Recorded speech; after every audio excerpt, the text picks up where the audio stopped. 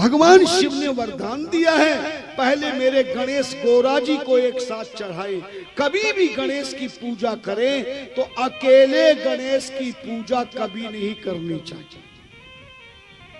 घर में भी के मंदिर में या कहीं भी गणेश की मूर्ति जिसकी आप पूजा करना चाहते हैं, उस गणेश के साथ में गौरा जी का होना परम आवश्यक है।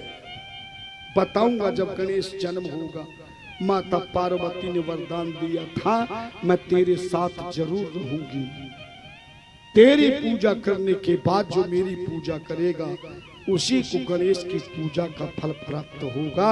और विश्वास नहीं तो कभी आचार्य जी से पूजन करते समय देखना, वो गणेश और गौरा दोनों की एक साथ पूजन कराते हैं।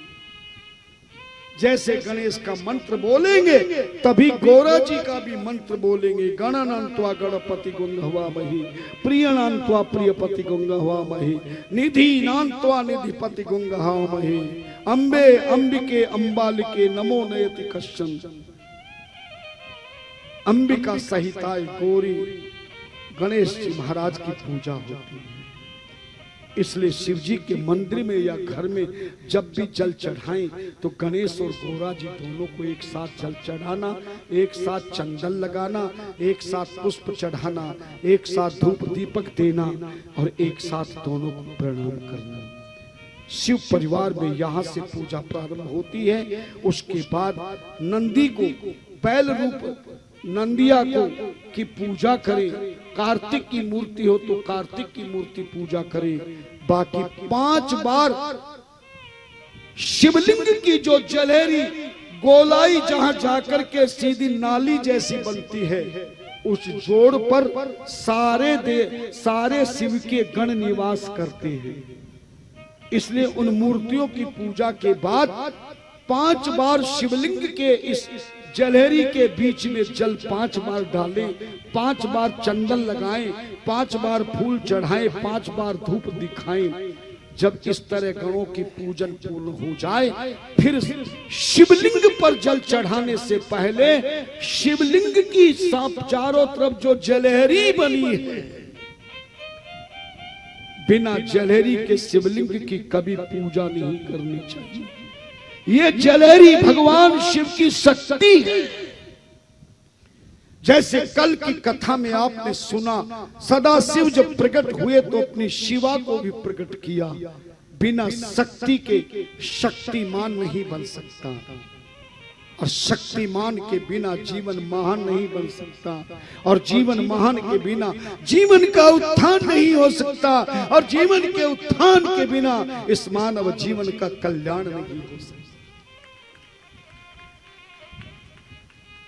जैसे कोई भी पुरुष कितनी बड़ी कथा कराए, कितना सामान लगाए, मगर बिना अपनी शक्ति के, बिना धर्म पत्नी के यजमान नहीं बन सकता। मेहमान तो बन सकता है, ज्ञानवान तो बन सकता है, बुद्धिमान भी बन सकता है, धनवान भी बन सकता है, मगर यजमान अर्थात धर्म कर्म विशेष रूप से अनुष्ठान रूप में बिना धर्म पत्नी के नहीं हो सकता।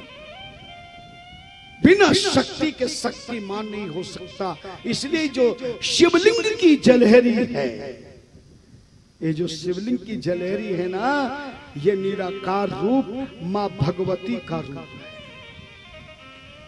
बताऊंगा अभी तुम्हें आगे चल करके, शिवलिंग की महिमा समझाऊंगा। केवल पूजा विधान समझ लीजिए, हर चीज बताकर जाऊंगा। और इस जलहरी में तीनों देवियां निवास करती है। भगवती के 3 रूप हैं। नवरात्रों में जो दुर्गा सप्तशती का पाठ करते हैं, देखना प्रथम अध्याय से 5वें अध्याय तक मां भगवती का रूप है। 6ठे अध्याय से 10वें अध्याय तक महालक्ष्मी का रूप है, और 11वें अध्याय से 13वें अध्याय तक सरस्वती का रूप है।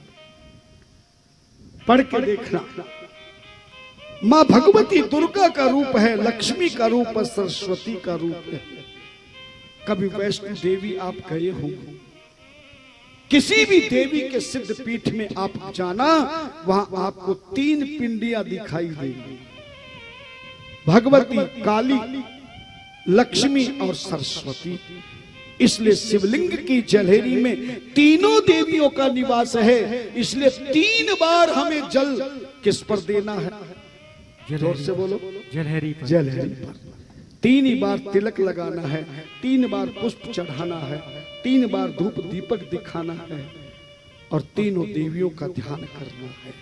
अंतिम में जो आपके जल के पात्र में जल बच गया है, अगर और भरना चाहे तो पहले भर ले, लेकिन शिवलिंग पर जल चढ़ाते समय एक बार किसी पात्र में जल समाप्त हो जाए, तब दोबारा फिर पात्र को हटाने के बाद दोबारा जल नहीं चढ़ाना चाहिए।